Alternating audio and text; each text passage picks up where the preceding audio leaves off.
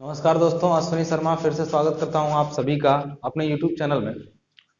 आज हम लोग सोम का अगला लेक्चर फिर से देख लेते हैं, जिसमें न्यूमेरिकल ही हम लोग डिस्कस करने वाले हैं। स्ट्रेस स्ट्रेन टॉपिक चल रहा था, पढ़ा रखा था मैंने। न्यूमेरिकल का एक लेक्चर जो है मैंने बनाया भी था, और कुछ और लेक्चर मैं उससे रिलेटेड बना दूंगा। आई होप ये न्यूमेरिकल से रिलेटेड लास्ट लेक्चर हो।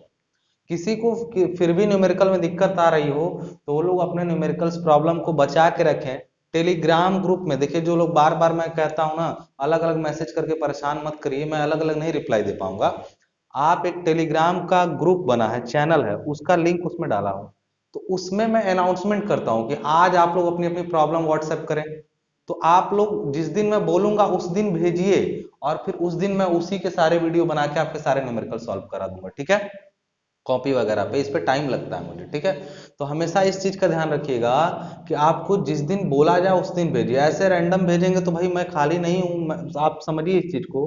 आपको भी दिन भर कोई पिंच करता रहे तो आप नहीं अच्छा लगेगा आपको, ठीक है। तो इसलिए आप जो है पढ़िए अच्छे से, और अपने प्रॉब्लम्स मुझे भेजिएगा जब मैं कहूंगा तब। तो उसके लिए सबसे जरूरी, सूचनाओं के लिए जरूरी कि टेलीग्राम ग्रुप का जो लिंक है वो नीचे दिया गया है, वो चैनल पर क्लिक करेंगे आप, टेलीग्राम डाउनलोड करके जुड़ जाएंगे उसमें।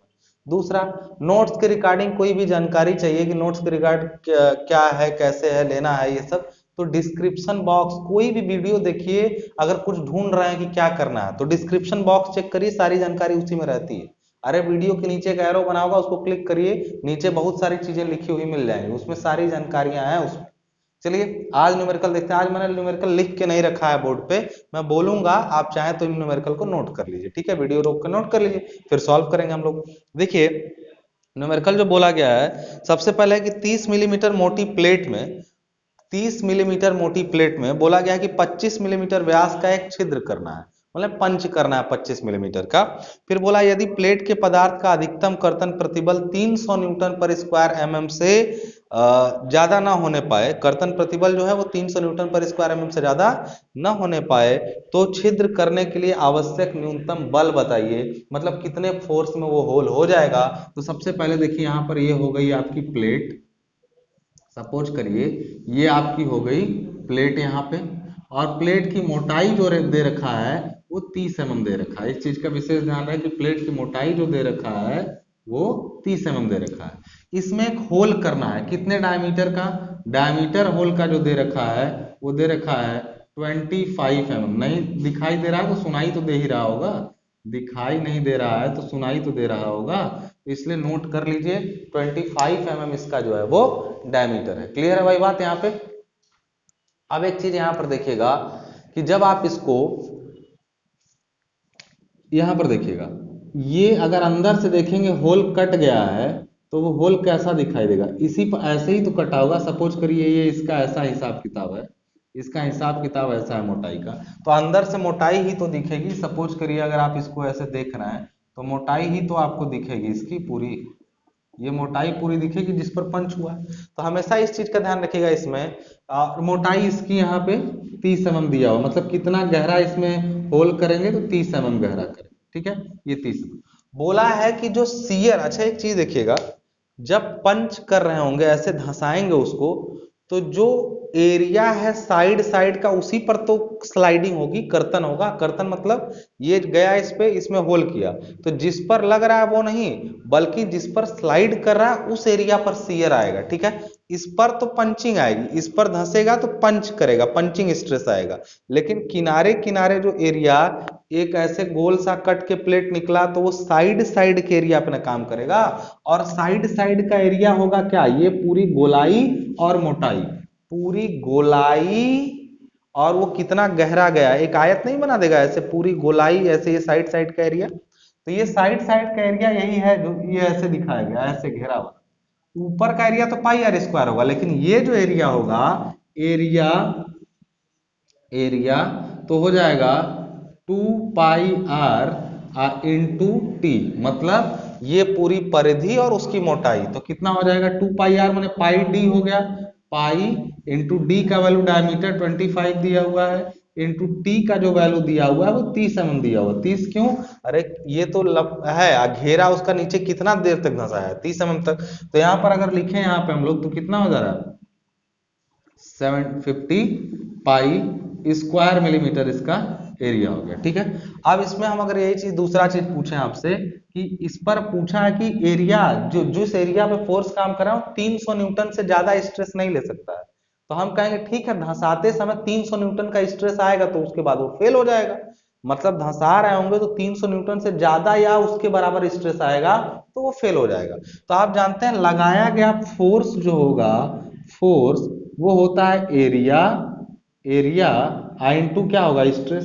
तो स्ट्रेस हमको कम से कम कितना लगाना है, अरे 300 न्यूटन पर स्क्वायर एमएम वो झेल सकता है तो उतना या उससे थोड़ा सा हल्का सा लगाएंगे फेल हो जाएगा। तो स्ट्रेस का वैल्यू यहाँ कितना लिखेंगे, तो 300 न्यूटन पर स्क्वायर एमएम और कितने एमएम है वो एरिया जिसपे वो एक्ट कर रहा है, वो आया है 750 और इनटू क्या है पाई। यही चीज ना सबका मल्टीप्लाई कर देंगे तो जो आपका आंसर आ जाएगा 706.86 इंटू 10⁻³ न्यूटन आएगा। इसको किलो न्यूटन में बदलना है तो ये हटा दीजिए तो 706.86 किलो न्यूटन में आपका आंसर आ जाएगा। वैसे भी मैं कहता हूं कि आंसर वगैरह जो आप खुद कैलकुलेट किया कीजिए, कभी कभी मिस्टेक हो जाती है तो कैलकुलेटर से, तो इसलिए आप लोग खुद से इसको कैलकुलेट किया कीजिए, ठीक है। आई होप ये न्यूमेरिकल आप लोगों को समझ में आया होगा। चलिए दूसरा और न्यूमेरिकल हम लोग देख लेते हैं। क्या है भाई, दूसरा न्यूमेरिकल आपको और बोल रहा है यहाँ पे कि देखिए एक बॉडी है जो इस तरह से सस्पेंडेड है, ठीक है। इस टाइप से बॉडी क्या है, सस्पेंडेड है, ऐसे सस्पेंडेड है बॉडी, ठीक है। और इसमें जो है ये 3 पार्ट है, इस टाइप से बॉडी में जो है एक छड़ है ऐसी, इसके बारे में बोला गया, डायग्राम बना के बताया गया है।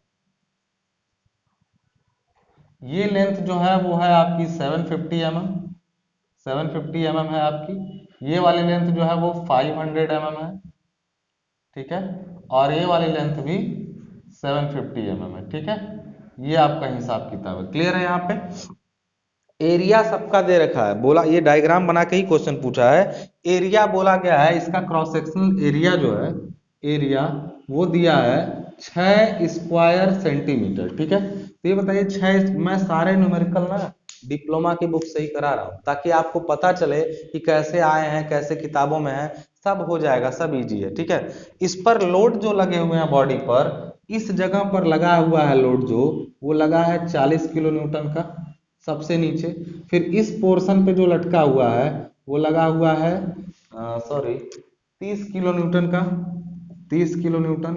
यहाँ पर जो लगा हुआ है वो लगा हुआ है 20 किलो न्यूटन का, ठीक है, 20 किलो न्यूटन का, क्लियर है। यहाँ पे एरिया दिया है 6 स्क्वायर सेंटीमीटर, तो दे 6 स्क्वायर, 1 स्क्वायर सेंटीमीटर में 100 स्क्वायर मिलीमीटर होता है, यानी ये हो जाएगा 600 स्क्वायर मिलीमीटर। हम मिलीमीटर में क्यों ले रहे हैं, क्योंकि काम आसान होता है मिलीमीटर में करना, बाकी चीजें मिलीमीटर में ही मिलती हैं। जब भी सोम या मैकेनिक्स के लगाइए तो स्ट्रेस को न्यूटन पर स्क्वायर एमएम में और एरिया को स्क्वायर एमएम में रखने का प्रयास कीजिए, ठीक है। ये डायग्राम दे दिया है, तो बोला है कि कुल छड़ की लंबाई में वृद्धि कितनी होगी, यानी डेल्टा एल का वैल्यू कितना होगा, ये इसने फाइनली पूछा हुआ है, ठीक है। तो चलिए कैसे करते हैं, एक चीज ध्यान रखिएगा, 3 ब्लॉक हैं अलग अलग, इस पर फोर्स ये है, इस पर ये है, इस पर ये है, तो हमेशा इस चीज का ध्यान रखना दोस्त। जो आप ही सोचिए, अगर मैं ऊपर से, मैं पहले भी एग्जांपल दिया था कि मैं अगर लटक जा रहा हूं, मेरे नीचे 2-3 लोग लटके हैं, तो मुझे सबको झेलना पड़ेगा, और जो सबसे नीचे वाला व्यक्ति होगा ना वो केवल अपना ही लोड लगेगा। यानी इसका सीधा अर्थ है जब भी कोई लोड लगता है किसी बॉडी पर, सस्पेंडेड बॉडी जो लटकी हुई बॉडी है, तो वो अपने ऊपर सारे बॉडी पर इफेक्ट डालेगा, अपने नीचे नहीं, अपने ऊपर। जैसे मैंने पकड़ा है तो मेरे नीचे के सारे लोड मुझे खींचेंगे, और जो सबसे नीचे वाला है उसको ऊपर वाला से कोई मतलब नहीं, वो मजे में है, उस पर उतना तनाव नहीं आएगा, लटका वो भी है लेकिन मुझे तीनों को संभालना है। तो हमेशा ध्यान रखिएगा इस ब्लॉक पर ये तीनों एक्ट करेंगे, 40 भी, 30 भी, 20 पर। इस ब्लॉक पर केवल कौन एक्ट करेगा, इस ब्लॉक पर देखें तो ये 30 एक्ट करेगा और ये 40 एक्ट करेगा, और इस ब्लॉक पर केवल 40 एक्ट करेगा। इस चीज को ध्यान से समझ लीजिए, कहानी बस इसी की है। तो हम लोग करेंगे, अगर ब्लॉक को बांट लें, ये ब्लॉक 1 हो गया, ये ब्लॉक 2 हो गया, ये ब्लॉक 3 हो गया, तो यहां पर सीधे लिखेंगे इलोंगेशन, और छड़ किस चीज की बनी है, उसके पदार्थ का यंग मॉडुलस भी दिया होना चाहिए। देख लेता हूं अभी कितना दिया हुआ है यंग मॉडुलस। यंग मॉडुलस की वैल्यू स्टील का ही बना है, तो स्टील का बना है तो इसके लिए यंग मॉडुलस की वैल्यू जो है वो 2 × 10⁵ न्यूटन पर स्क्वायर mm, ये क्वेश्चन में ही दिया रहेगा। या तो ये दिया रहेगा किस चीज का बना है, स्टील का, आपको याद होना चाहिए। बाकी कोई नया पदार्थ देगा तो उसके लिए आपको समय देगा वो, ठीक है ना, सॉरी याद करना दे देगा डेटा आपको। तो इलोंगेशन आपको जो दे देगा वो डेल्टा एल, इलोंगेशन अगर टोटल डेल्टा एल हो तो सब में अलग अलग इलोंगेशन होगी, क्योंकि लोड अलग अलग है, एरिया और ई तो सेम है। तो हम लोग इलोंगेशन डेल्टा एल जब लिखेंगे यहाँ पे डेल्टा एल, तो दिस विल बी क्या होगा, तो लोड सब पे अलग अलग है, तो हम ये लोग जानते हैं कि 1/E अगर हम लोग लिख दें, जैसे PL/AE होता है, ठीक है, तो P और L अलग अलग, देखिए P लगने वाला लोड और ये लंबाइयां अलग अलग हैं, लेकिन एरिया सबका सेम है, सब एक ही एरिया है, क्रॉस सेक्शनल एरिया सेम है और ई सेम है। तो हम 1/EA को बाहर कर देते हैं, तो यहाँ पर लिख सकते हैं P1L1 plus P2L2 plus P3L3। Actually क्या है कि ये सब PLN1 AE था, तो हमने AE को कॉमन कर दिया है, ठीक है। तो यहां पर हमने कर दिया 1/E का मतलब 2 × 10⁵। एरिया का जो वैल्यू है वो 600 है। P का वैल्यू क्या है, P1 का वैल्यू, तो देखिए सबसे पहले अपर पार्ट को ले ले, इस वाले को, तो इस पर लगने वाला जो लोड है ना वो 20, 30 और 40 दोनों है। तो यहां पर लिखेंगे 20 + 30 + 40, ये किलो न्यूटन में है। देखिए ई का वैल्यू आपने न्यूटन पर स्क्वायर एमएम में, तो कुछ भी किलो न्यूटन में नहीं लेना है, ये किलो न्यूटन में है। तो अब इसको अगर यहाँ से निकाले हम लोग इसको और 10⁻³ कर दें यहाँ पे, तो ये सब अब किस में हो गया, न्यूटन में। और L1 का वैल्यू कितना है बताइए, L1 750 है, तो 750 हो गया, ये P1L1 हुआ, प्लस यहाँ पे क्या करेंगे, सब ब्रैकेट में है दोस्त, इस चीज का याद रहे, ये पूरा काम ब्रैकेट में ही हो रहा है। तो प्लस करेंगे यहाँ पे क्या हो जाएगा, तो कहेंगे P2L2, मतलब P2 वाले पार्ट में इसके नीचे 30 और 40 है, तो 30 + 40 किलो न्यूटन में है, 10⁻³ को भी हम कॉमन कर सकते थे, इनटू इसका लेंथ कितना है 500 है ये mm, ठीक है, ये 500 हो गया, प्लस और लास्ट वाला कितना है भाई, तो उसके नीचे इस ब्लॉक पर केवल 40 काम कर रहा है, यानी 40 × 10⁻³ × 750, ये सबकी वैल्यू हो जाएगी। जब इसको आप सॉल्व करेंगे तो देखिए इनमें 10⁻³ भी कॉमन कर सकते थे तो वो बाहर आ जाएगा, बाकी सबको सॉल्व करके जब डेल एल की वैल्यू निकालेंगे तो डेल एल की जो वैल्यू आएगी वो आएगी 1.1 mm, ठीक है ना, 1.1 mm, ये किसकी वैल्यू आ जाएगी, डेल एल की, ठीक है। जो लोग न्यूमेरिकल को ये सोच के इग्नोर कर रहे हैं कि न्यूमेरिकल तो हम कर लेंगे, तो चिंता मत करिए, एक आध दो लगाइए, खुद समझ में आ जाएगा कि कितना आप काबिल हैं और कितना कर लेंगे। इसलिए जब भी लगवा रहा हूं तो कैलकुलेटर लेके साथ में बैठिए और खुद से कैलकुलेट करिए चीजों को, स्टूडेंट बन के पढ़ाई करिए। अगर स्टूडेंट से ऊपर अपने आप को ज्ञाता समझ रहे हैं तब दिक्कत में है आप, कितना भी आ रहा हो, अगर आप डिप्लोमा भी कर रहे हैं तो प्रैक्टिस करना कभी मत छोड़िए। यहाँ पर इस चीज का ध्यान रहे कि प्रैक्टिस कभी नहीं छोड़नी है आपको। अगला कोई एक और क्वेश्चन दिया हुआ है, देखिए एक टेम्परेचर स्ट्रेस का क्षण क्वेश्चन दिया गया है, जैसे कल मैंने टेम्परेचर स्ट्रेस आपको पढ़ाया था तो उसका क्वेश्चन दिया गया है, ठीक है। अब टेम्परेचर स्ट्रेस वाले में क्या है, अगर हो गया हो तो स्क्रीनशॉट ले लीजिए, नहीं तो मैं मिटा दूं इसको। अब आगे देखिएगा जरा, आगे दिया गया है एक और क्वेश्चन, बोला गया है क्वेश्चन में, देखिएगा ध्यान से, सारे टाइप के एक क्वेश्चन मैं सोच रहा हूं करा दूं, फिर भी दिक्कत आएगी तो पूछें। बोला गया कि एक 400 mm लंबी और 60 mm व्यास की तांबे की छड़, 400 mm लंबी, 400 mm लंबी, चलिए ये दोनों तरफ से ऐसे फिक्स की गई, बोला गया, मैं पढ़ दे रहा हूं अभी, ठीक है ना। ये है यहां से यहां तक 400 mm लंबी, और इसमें इसका डाया जो है वो फाई जो है वो 60 mm है, ठीक है, 60 mm, क्लियर है। बोला गया आगे कि दोनों सिरों पर दृढ़ता पूर्वक जड़ी हुई है, मतलब दीवार में टिकी हुई है, तांबे की छड़ है। तो बोला कि छड़ में कोई प्रारंभिक प्रतिबल नहीं है, मतलब शुरुआत में इसमें कोई स्ट्रेस नहीं है, जब कमरे का तापमान 25 डिग्री सेल्सियस है, मतलब शुरुआत में तापमान जो T1 है वो कितना है, 25 डिग्री सेल्सियस है। T2 जो बढ़ के हो जाता है या घट के हो जाता है वो 50 डिग्री सेल्सियस हो जाता है, ठीक है, 50 डिग्री सेल्सियस हो जाता है, क्लियर है यहाँ पे। तो आगे जो चीज होगी, कमरे का तापमान, तो बोला है कि उत्पन्न अधिकतम प्रतिबल एवं उसकी प्रकृति बताइए।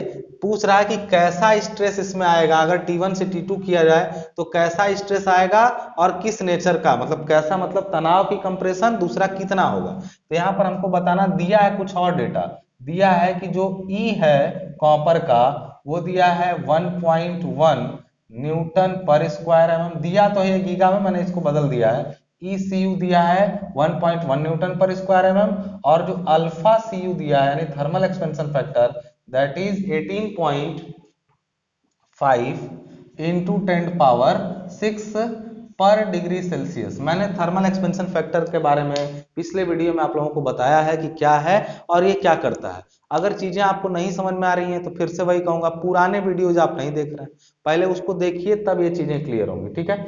अब अगर ये छड़ दोस्त बढ़ना चाहती है और तुम इसको रोक दिए हो, टेम्परेचर बढ़ाएंगे तो लंबाई बढ़ना चाहेगी और तुम इसको रोक रहे हो, तो असल में तुम इसको कंप्रेस कर रहे हो। छोड़ दो तो अपना बेचारा बढ़ जाएगा, कोई स्ट्रेस ही नहीं आएगा उसमें, लेकिन जो खुलना चाहता है उसको तुम दबाए रखोगे तो कंप्रेशन टाइप का स्ट्रेस आएगा। तो कैसा स्ट्रेस आएगा ये जवाब आ गया, कंप्रेशन। कितना आएगा वो पता करेंगे। तो हम लोग एक चीज जानते हैं, अगर पिछला वीडियो आपने देखा होगा तो हम लोग जानते हैं कि जो स्ट्रेस डेवलप होता है सिग्मा, यानी स्ट्रेस जो डेवलप होता है वो होता है स्ट्रेन इनटू यंग मॉडुलस ई। अरे स्ट्रेस यही तो होता है, strain into young modulus, Hooke's law कहता है। तो स्ट्रेन का फॉर्मूला था अल्फा डेल्टा टी, अगर आपने देखा होगा पिछला वीडियो थर्मल का, तो अल्फा डेल्टा टी स्ट्रेन का फॉर्मूला है, आई इंटू ई हो गया, ये पूरा स्ट्रेस बता देगा। तो अल्फा डेल्टा की अल्फा का वैल्यू दिया है 18.5 इंटू 10⁻6, डेल्टा टी यहां से अगर निकालें तो T2 माइनस T1 बराबर हो जाएगा 25 डिग्री सेल्सियस। 25 से 50 में से 25 घटाएंगे 25 डिग्री, तो और डेल्टा टी की वैल्यू हो जाएगी 25, ई का वैल्यू हो जाएगा 1.1 इंटू 10⁻5। सबको सॉल्व करेंगे तो सिग्मा की जो वैल्यू है, जो स्ट्रेस डेवलप हो रहा है वो कितना हो रहा है, एक सेकंड में बता दे रहा हूं आपको, 50.875 न्यूटन पर स्क्वायर एमएम का स्ट्रेस डेवलप होगा। फॉर्मूले सर आप कहां से लिख दिए ये सब, भाई पहला वीडियो पहले जाके इसके पहले वाला देखो जिसमें थर्मल एक्सपेंशन के बारे में हम लोगों ने बात किया है। तो ये छोटे छोटे न्यूमेरिकल्स थे जो स्ट्रेस स्ट्रेन से आ सकते थे, और भी बनेंगे तो मैं उनको भी ले आकर के आपको समझा दूंगा। तब तक के लिए मुझे इजाजत दीजिए, मिलते हैं नेक्स्ट वीडियो में, धन्यवाद।